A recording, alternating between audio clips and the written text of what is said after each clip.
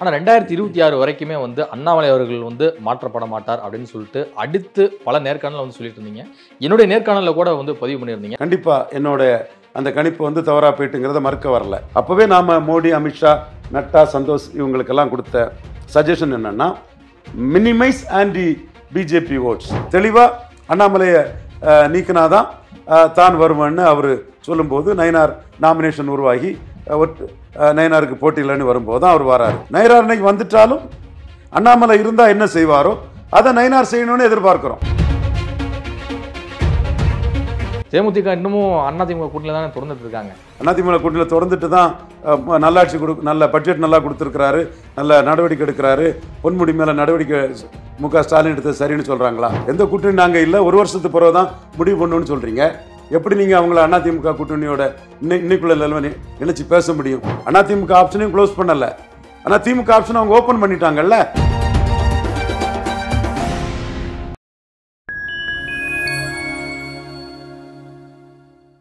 Fine time media நேயர்களுக்கு வணக்கம். நான் உங்கள் சங்கீத் குஹன். நம்ம சிறப்பு நிகழ்ச்சியில் நம்மோடு இணைந்திருக்கிறார் அரசியல் திறனாய்வாளர் திரு ரவீந்திரன் துரைசாமி அவர்கள். வணக்கம் சார்.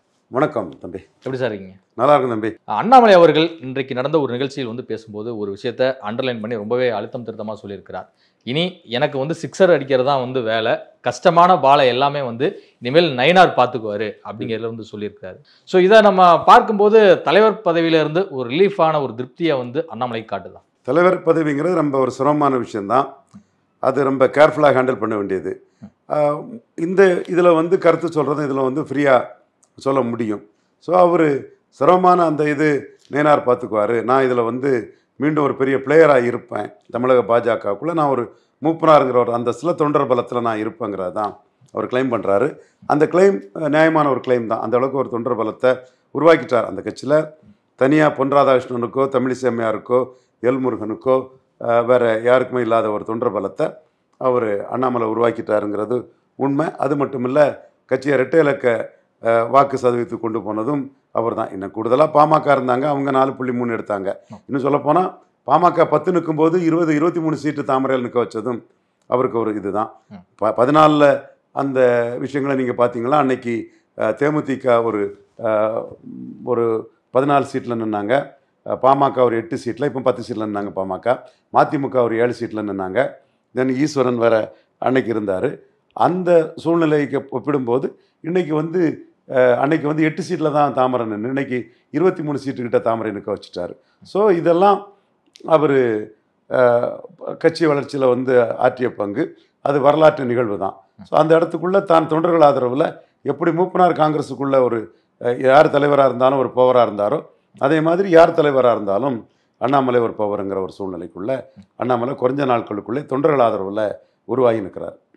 இப்போ நீங்கள் நயினார் நாளைக்கு தான் தலைவராக இருக்கிறாரு, நாளைக்கு மேலே அவர் பேசுவார், அவர் கருத்தை சொல்வார். அவர் சீனியர் லீடர், அமைச்சராக இருந்தவர், ராமநாதபுரத்தில் பலத்தை நிரூபித்தவர், திருநெல்வேலியில் பலத்தை நிரூபித்தவர். பட் இன்னைக்கு அண்ணாமலை என்ன சொல்கிறாருங்கிறத கேட்குறதுக்கு மக்களும் ஒரு வியூவர்ஸும் எல்லாமே பெரிய அளவில் இருக்கத்தானே செய்யுது. ஆனால் 2026 வரைக்குமே வந்து அண்ணாமலை அவர்கள் வந்து மாற்றப்பட மாட்டார் அப்படின்னு சொல்லிட்டு அடுத்து பல நேர்காணலில் வந்து சொல்லிட்டு இருந்தீங்க. என்னுடைய நேர்காணலில் கூட வந்து பதிவு பண்ணியிருந்தீங்க. 2026 வரை அண்ணாமலை வந்து மாற்றம் என்பது கிடையாது, அவரால் தான் வந்து பாஜக பெருமளவு தமிழ்நாட்டில் வந்து வளர்ந்திருக்கிறது, அவரை முன்னிறுத்தி தான் பாஜகவுக்கு பல்வேறு சமூக மக்களும் வாக்களிக்கிறார்கள் அப்படிங்கிற பாயிண்ட்லாம் வந்து சொல்லிட்டு இருந்தீங்க.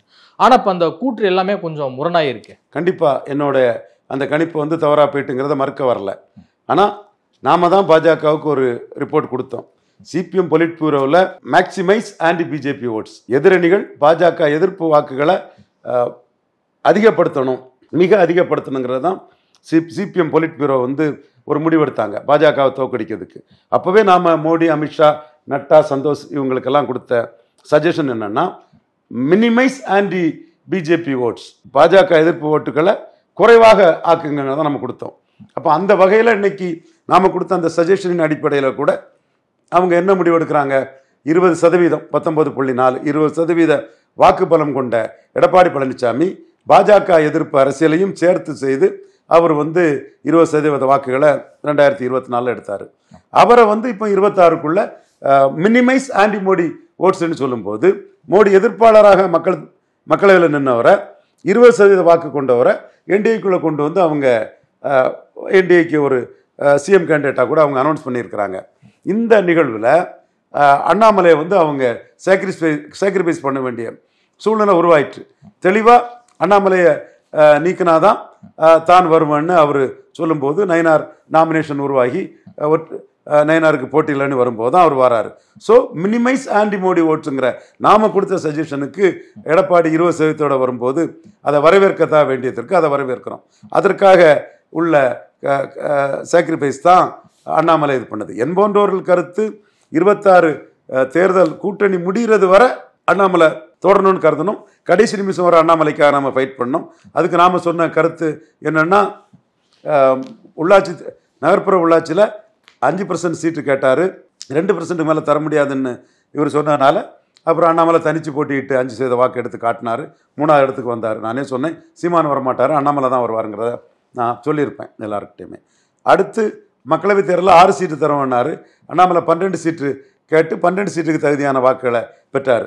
இப்போ நம்ம அண்ணாமலை இருக்கணும்னு நம்ம நினச்சது கட்சி நலன் கருதி தான். டஃப்பாக பார்கெயின் பண்ணுவார். நீங்கள் 19.4, நாங்கள் வந்து 11.4, எங்களுக்கு வந்து உங்களுக்கு 120 சீட்டுனா எங்களுக்கு 60 சீட்டு வேணும். இப்போ நயினார் நாகேந்திரன் அந்த 60 சீட்டு வாங்கி விடுவாரா, பலத்தின் அடிப்படையில் அதை வாங்கி விடுவாரான்னு நான் வாங்கினா நல்லது, பாராட்டுக்கள். அதற்கு இன்னைக்கு அண்ணாமலையும் துணை நிற்பார்னு தான் நான் பார்க்குறேன். ஸோ இந்த இடம் வந்து நயினார் வந்து தலைமை ரீதியாக ஒரு சரியாக செயல்படக்கூடிய நபர் அப்படின்னு சொல்லிட்டு தானே டெல்லி வந்து அப்படி ஒரு முடிவு எடுத்திருக்கு. அது சரின்னு தானப்பா நான் சொல்கிறேன். 60 சீட்டு வாங்கிடுவாராங்கிறது வாங்கிட்டா மகிழ்ச்சிங்கிறேன். 60 சீட்டு நயினார் வாங்கிட்டா மகிழ்ச்சி. அந்த அப்பதான் இவர் 120 சீட்டு எடப்பாடிக்குன்னா 60 சீட்டு நயினார் பாஜகவுக்கு நயினாருக்குங்கிற லெவலில் அது வாங்கணும். ஏன்னா பாஜக மாநில தலைவர் நாளையிலேருந்து அவர் வராரு. அதற்கு அண்ணாமலையும் துணை நிற்பார். நான் அண்ணாமலை இருந்தால் டஃப்பாக வாங்கிடுவார் நினச்சேன். ஸோ அதனால அண்ணாமலை இருக்கணும்னு நம்ம எதிர்பார்த்தோம். நயினார் இன்னைக்கு வந்துட்டாலும் அண்ணாமலை இருந்தால் என்ன செய்வாரோ அதை நயினார் செய்யணும்னு எதிர்பார்க்குறோம். ஸோ ஒரு தமிழிசை அம்மையார் வந்து அன்னைக்கு take it or leave it offer, Tenkasi Thenchennai கூட கிடையாது, தூத்துக்குடி போங்கலாம் எடப்பாடி ஏமாத்தின மாதிரிப்பட்ட இதில் ஏமாந்துடக்கூடாதுன்னு நம்ம எண்ண ஓட்டமாக இருக்குது. அதில் பாமக பெரிய சக்தி, பாமகவோட அதிக சீட்டு கொடுத்தா வன்னியர்கள் ஓட்டு வராது, அதனால் குறைஞ்ச சீட்டு வாங்கிடுங்கன்னு 20 சீட்டு கொடுத்த நிலைமை வரக்கூடாது. பாமகவோட 2 மடங்கு சீட்டு, மாம்பழத்தோட 2 மடங்கு சீட்டு தாமரை நின்னாச்சு. இனிமே இந்த அணியில் பாமக வரலாம், வராமலும் இருக்கலாம். இந்த அணியில் வந்து பலத்தின் அடிப்படையில் பங்கீடு உங்களுக்கு 19.4, அப்போ பாஜகவுக்கு 9%, 19க்கு எவ்வளவுனா இவங்களுக்கு 9க்கு எவ்வளவு, அந்த மாதிரி பலத்தின் அடிப்படையில் பங்கீடு இருக்கணுங்கிறது தான் அண்ணாமலையோட கருத்தாக இருக்க முடியும். அதைத்தான் கூட்டணியில் என்ன லாபம் என்னதுன்னு அவர் சொன்னார். ஸோ அந்த வகையில் 2 சீட்டு ரிட்டர்னா 1 சீட்டு தாமரை வாங்கணும். அப்போ தான் அது பாஜக பலத்திற்குரிய இடத்த நயினார் பெற்று தந்தா அர்த்தம். நான் நயினாரை மட்டும் அதில் சொல்ல விரும்பல. எல்முருகன் கூட 40 சீட்டு கேட்டார், தலைமை 20 சீட்டு வாங்கிட்டு போங்கன்னு சொல்லும்போது எல்முருகன் என்ன செய்ய முடியும்? ஸோ தலைமை, அண்ணாமலை, நயினார் நாகேந்திரன், அமைப்பு செயலாளர் எல்லாருமே வந்து வலத்துக்குரிய சீட்டை வாங்குறதுல குறியா இருப்பாங்கன்னு நினைக்கிறேன். 2026 தேர்தல் களம் வந்து இப்போ நேற்று வந்து என்டிஏ அலையன்ஸ் ஃபார்ம் ஆனதுலேருந்து 4 முனை போட்டியாக வந்து உருவாயிருக்கு அப்படிங்கிறதே எடுத்துக்கலாம். இன்னும் தேர்தலுக்கு பல மாதங்கள் இருந்தாலும் கூட தற்போதைய நிலையில் வந்து 4 முனை போட்டி தான். ஒன்று திமுக அணி, இன்னொன்று என்டிஏ அணி, இன்னொன்று வந்து சீமான் விஜய் வந்து தனியாக களம் காண்றாங்க. உங்களுடைய பார்வையில் யார் வந்து தற்போதைய சூழ்நிலை முந்திட்டு இருக்காங்க? இப்போ வந்து திமுக அணி பலமாக இருக்குது. 47% வாக்கு திமுக அணி எடுத்திருக்கிறாங்க. காலைய ஸ்பேட் இஸ் ஸ்பேட். ரெண்டாவது முறை ஒரு மக்களவை தேர்தலில் பிரைம் மினிஸ்டர் கேண்டிடேட்டை முன்னிறுத்தாமல் தன்னை முன்னிறுத்தி தேர்தல் களத்தை கண்டது புரட்சித் தலைவி ஜெயலலிதா அம்மையார் அவர்கள். 2014 மோடியா லேடியானி கேட்டு 45% வாக்களை எடுத்தாங்க. அதற்கு பிறகு தமிழ்நாட்டை காப்பாற்றிட்டோம், இந்தியாவை காப்பாற்ற போகிறோம்னு முக ஸ்டாலின் தன்னை முன்னிலைப்படுத்தி 2024 47% வாக்கு எடுத்தாங்க. இந்த தேர்தலில் அவர் இந்த பிரச்சாரத்தை முன்வைக்கும் போது நானே சொன்னேன், இந்தியாவை மோடி காப்பாற்றிக்குவார், நீங்கள் தமிழ்நாட்டோட நின்றுடுங்க, தமிழ்நாட்டில் 35 சீட்டும் 48% வாக்கும் வரும்னு சொன்னேன். 35 சீட்டும் 48% வாக்கும் வரும்னு சொன்னேன். 4 தொகுதியில் போட்டுன்னு சொன்னேன். உங்ககிட்ட கூட அதை நான் சொல்லியிருப்பேன். அப்போ நீங்கள் ரிசல்ட்டுக்கு பிறகு 47% வாக்கு அவர் வந்தார். அந்த 47% வாக்குங்கிறது ஸ்டாலினை முன்னிறுத்தி வந்த வாக்கு தான் மக்களவை தேர்தல்னாலும். ஸோ அது 2019 ராகுல் காந்தியை முன்னிறுத்தி வந்த வாக்கு. ஸோ ஸ்டாலினை முன்னிறுத்தி வந்த வாக்குகள் 47%. அதில் 39 சீட்டும் ஜெயித்துட்டாங்க. இன்னும் ஸ்டாலினுக்கு வந்து பாஜகவே ஆப்ஷனை ஓப்பன் பண்ணாங்க. ராஜ்நாத் சிங்கை கலைஞர் நினைவிடத்துக்கு இது பண்ணி கிறிஸ்டின் முஸ்லீம் ஓட்டு கொள்கை முரண்பாட்டில் அது மெட்டீரியலைஸ் ஆக வரல. தென் இப்போ ஸ்டாலின்ட்டு ஆப்ஷனை ஓப்பன் பண்ணிட்டு இருக்கிறது தேமுதிக. இன்னைக்கு கூட பார்த்துருப்பீங்க நீங்கள், பொன்முடியை கடுமையாக சாடி ஆர்வர்க்கத்தக்க பல பேசியிருக்கான்னு பிரேமலதா அம்மையார் அவங்க வந்து பொன்முடியை கடுமையாக சாடிக்கிட்டு தென் ஸ்டாலின் அந்த எடுத்த நடவடிக்கையை பாராட்டுறாங்க. முதல்வர் ஸ்டாலின் பொன்முடி மீது எடுத்த நடவடிக்கையை பிரேமலதா அம்மையார் பாராட்டுறாங்க, பட்ஜெட்டை பாராட்டினாங்க, சட்டம் ஒழுங்குக்கு எடுத்த நடவடிக்கையை பாராட்டினாங்க. ஸோ அவங்க திமுக ஆப்ஷனை ஓப்பன் பண்ணிட்டாங்க. ஸோ 47% வாக்கு எடுத்த ஸ்டாலின்கிட்ட தேமுதிக தன் ஆப்ஷனை ஓப்பன் பண்ணுறாங்க. பாமக அதிமுக கிட்ட பார்கெயின் பண்ணுறதுக்கு அந்த கூட்டத்தில் பேசின அமித்ஷா ஜி பேசின மும்மொழி கொள்கை, நீட்டு, டீலிமிட்டேஷன் இதிலெல்லாம் ஸ்டாலினுக்கு துணையாக நின்று திமுக வந்து திமுக ஆப்ஷனை இவர் டாக்டர் ராமதாஸும் ஓப்பன் பண்ணியிருக்கிறாரு. இன்னும் இதில் ஒரு சூட்சுமா என்ன சொல்லணும்னா, விளவங்கோடு சட்டமன்றத்துக்குள்ள மக்களவை வேட்பாளர் விஜய் வசந்தை விட சட்டமன்ற வேட்பாளர் தாரகை கட்பட்டுக்கு வாக்கு அதிகம். அதாவது 80ஆம் ஆண்டு மக்களவை தொகுதி தேர்தல் நடக்கும்போது எம்ஜிஆர் தோக்குறாரு, அதிமுக தோக்குது. ஆனால் பனைமரத்துப்பட்டியில் ராஜாராம் ஐடிஎம்கே இரட்டையில் ஜெயிக்குது. திருவட்டாரில் அதே விளவங்கோடு அதான் திருவட்டாரில் கேமச்சந்திரன் நாயர் வந்து மக்கள் தொண்டர், அவர் வந்து அதிமுக கூட்டணியில் ஜெயிக்கிறாரு. 2019 மக்களவை தேர்தலில் ஸ்வீப் பண்ணுறாங்க தேனி தவிர. ஆனால் இடைத்தேர்தல்களில் வந்து ஆட்சியை காப்பாற்றக்கூடிய அளவுக்கு எடப்பாடி ஜெயிக்கிறாரு, தோத்த இடத்துல நல்ல ஓட்டு வாங்குறாரு. ஆனால் இங்கே தோத்து போன விளவங்கோட்டில் 4வது இடத்துக்கு போகிறாரு, நாம் தமிழரை விட கீழே போகிறாரு. ஸோ இந்த பாராளுமன்றம் சட்டமன்றம்னு சொன்னால் இந்த விளவங்கோட்டுக்கான விளக்கம் யாருக்கிட்டையுமே இல்லை. நான் டேட்டாவோட தான் சொல்கிறேன்.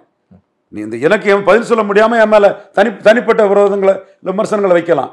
டேட்டா கரெக்டாக தப்பா நான் சொல்கிறது இது சொன்னால் எல்லாருமே நியாய உணர்வு எல்லாருமே அது சரிங்கிற கருத்தை தான் சொல்லுவாங்க. ஸோ இது வந்து ஸ்டாலினை முன்னிறுத்தி நடந்த தேர்தல், 2014 ஜெயலலிதாவை முன்னிறுத்தி நடந்த தேர்தல்னு சொல்லும்போது இந்த தேர்தலுக்கு பிறகு ஸ்டாலினை நோக்கி தேமுதிக ஆப்ஷன் தெளிவாக வருது, பாமக ஆப்ஷனும் அவங்க உருவாக்குறாங்க.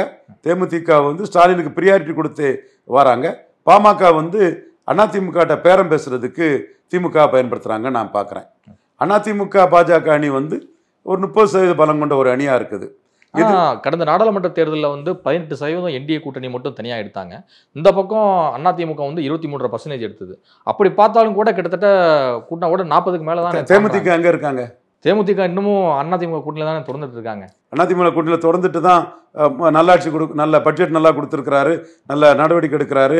பொன்முடி மேலே நடவடிக்கை முக ஸ்டாலின் எடுத்தது சரின்னு சொல்கிறாங்களா? இல்லை, ஒரு கட்சியினுடைய தனிப்பட்ட நிலைப்பாடு அப்படிங்கிறது வேறு இல்லவா? அப்படி நம்ம பார்க்க வேண்டிய தேவை இருக்குல்ல. அப்போ அதிமுக கூட்டணியில் தான் இருப்பாங்க நீங்கள் சொல்கிறீங்களா? எந்த கூட்டணி நாங்கள் இல்லை, ஒரு வருஷத்துக்கு பிறகு தான் முடிவு பண்ணணும்னு சொல்கிறீங்க. எப்படி நீங்கள் அவங்கள அதிமுக கூட்டணியோட இன்னைக்குள்ள நிலைமை இணைச்சி பேச முடியும்? இன்னைக்குள்ள பேட்டி இப்போ தான் கொடுத்துருந்தாங்க, அருமையாக கொடுத்துருக்கீங்க, நல்ல ஸ்டாண்ட் எடுத்திருக்கீங்கன்னு மேடம்னு சொன்னேன், தேங்க்யூ சார்னு கூட பதில் போட்டிருக்காங்க. அப்போ அவங்க ஒரு வருஷத்துக்கு பிறகு தான் கூட்டணியை முடிவு பண்ணு சொல்லக்கூடியவங்கள ஒரு கூட்டணிக்குள்ளே எப்படி நீங்கள் ஃபிக்ஸ் பண்ண முடியும்? அதிமுக கூட்டணியில் இருந்தாங்க, அந்த போராட்டத்திலலாம் பெரிய முக்கியத்துவத்தை கொடுத்தாங்க. அதிமுக ஆப்ஷனையும் க்ளோஸ் பண்ணலை, ஆனால் திமுக ஆப்ஷனை அவங்க ஓப்பன் பண்ணிட்டாங்கல்ல. டாக்டர் ராமதாஸ் என்ன சொல்கிறாரு? பொதுக்குழு செயற்குழு முடிவு பண்ணி கடைசியில் தான் முடிவு பண்ணுங்கிறாரு. அப்போ தேமுதிகவும் அவசரப்படலை, பாமகவும் அவசரப்படலை.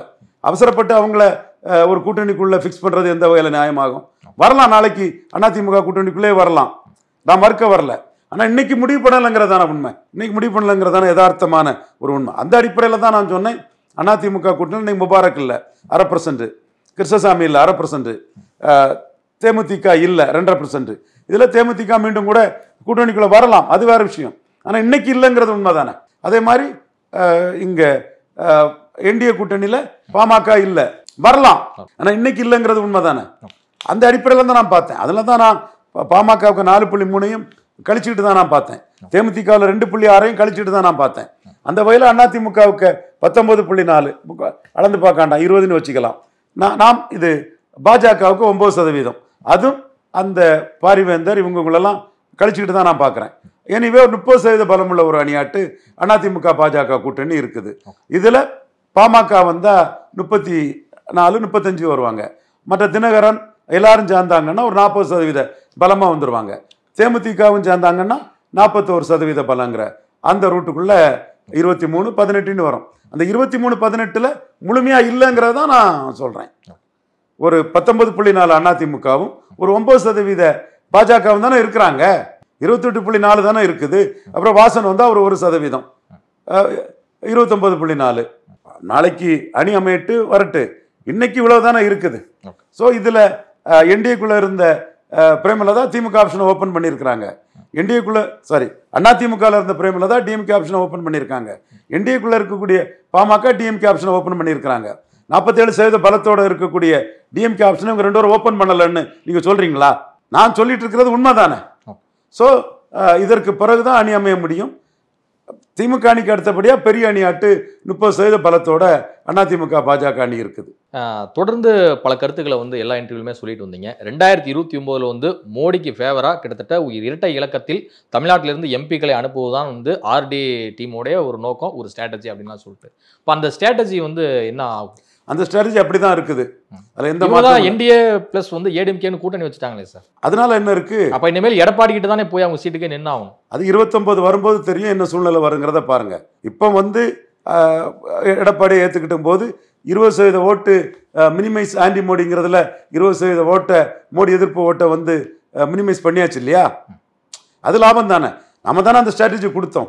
சிபிஎம் வந்து மேக்சிமைஸ் ஆன்டி மோடி ஆன்டி பிஜேபின்னு சொல்லும்போது, மினிமைஸ் ஆன்டி மோடி ஆன்டி பிஜேபின்னு சொல்லும்போது, அவங்க ஒரு கட்டத்துக்குள்ள 20% மோடி எதிர்ப்பு ஓட்டை வந்து ப்ரோ மோடியாட்ட ஆக்கியிருக்காங்க இல்லையா? இல்ல, இப்ப என்னதான் தமிழ்நாட்டில் பாஜக வளர்ந்திருந்தாலும் கூட அதிமுகவுடைய தயவுதானே தேவைப்படுது. அதிமுக மேலதானே பாஜக சவாரி செய்ய தொடங்குறாங்க.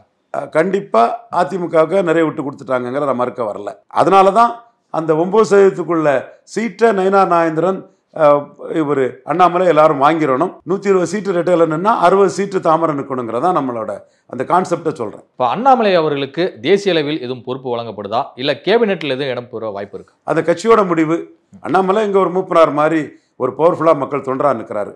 தமிழ்நாட்டில் காங்கிரஸ்னா ஐயா மூப்பனாருங்கிற மாதிரி பாஜகனா அண்ணாமலைன்னு சொல்லக்கூடிய அளவுக்கு அண்ணாமலை செல்வாக்கான ஒரு தலைவராட்டு தொண்டர்கள் மத்தியில் நிற்கிறாரு. அதை உள்துறை அமைச்சர் அமித்ஷாவும் அங்கீகரித்து பேசிட்டு போயிருக்கிறார். ஆனால் போட்டியின்றி தேர்ந்தெடுக்கப்படக்கூட வாய்ப்பு இருக்கு அண்ணாமலை அப்படிங்கிற ரீதியில் வந்து நீங்க ஒரு கருத்தை நான் எதிர்பார்த்தேன். கடைசி எப்படி கடைசி நேரத்தில் இந்த ட்விஸ்ட்லாம் நடந்து 20% ஓட்டுக்காக தலைவரை மாற்றி கொடுத்துருக்காங்க. மோடி எதிர்ப்பு 20% ஓட்டையும் மோடி ஆதரவு 20% ஓட்டாட்டு உள்ள கொண்டு வரதுக்காக மாற்றி கொடுத்துருக்காங்க. மினிமைஸ் ஆன்டி மோடி ஓட்டுங்கிறதுக்காக மாற்றி கொடுத்துருக்காங்க. இதுவரை உங்கள் பல்வேறு கருத்துக்கு கொண்டு பண்ண மிக்க நன்றி.